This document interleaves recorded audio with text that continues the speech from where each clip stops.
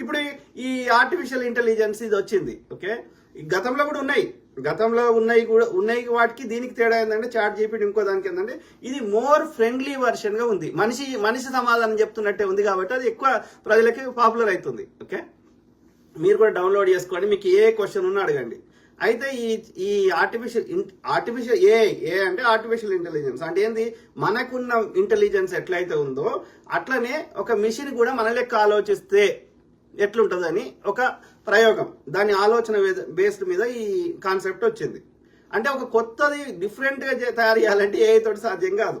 దానికి ఇప్పుడు మనం ఎట్లా ఆలోచిస్తాం, మనకి ఎట్లా ఆలోచనలు వస్తాయి, మన ఇంటెలిజెన్స్ ఎట్లా వస్తుంది, మనకు ఉన్నటువంటి మెమరీ అంటే మన చిన్నప్పటి నుంచి ఇప్పటి వరకు జరిగినటువంటి అన్ని ఇన్సిడెంట్లని బ్రెయిన్లో దాచిపెట్టుకుంటుంది కదా.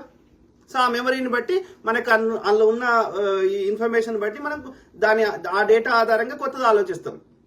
సేమ్ థింగ్ ఇట్లా ఎక్కువ డేటాని ఆ యొక్క మిషన్ కప్ప చెప్తే మిషన్ క్యాల్కులేట్ చేస్తుంది, మిషన్ ఆ డేటా ఆధారంగా మనకి సమాధానం చెప్తుంది.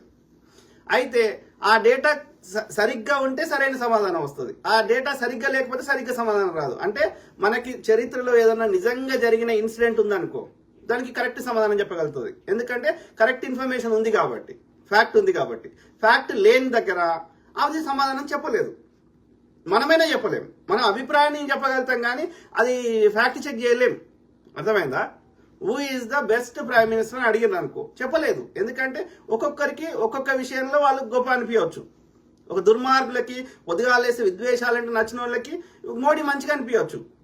కాబట్టి అట్లాంటి వాటికి సమాధానం చెప్పలేదు కరెక్ట్గా కానీ యొక్క ఫలానా నెహ్రూ గారు ఏ సంవత్సరంలో చనిపోయారు, ఎస్ అది డేటా ఉంది కాబట్టి ఫ్యాక్ట్ ఉంది కాబట్టి చెప్పగలుగుతుంది.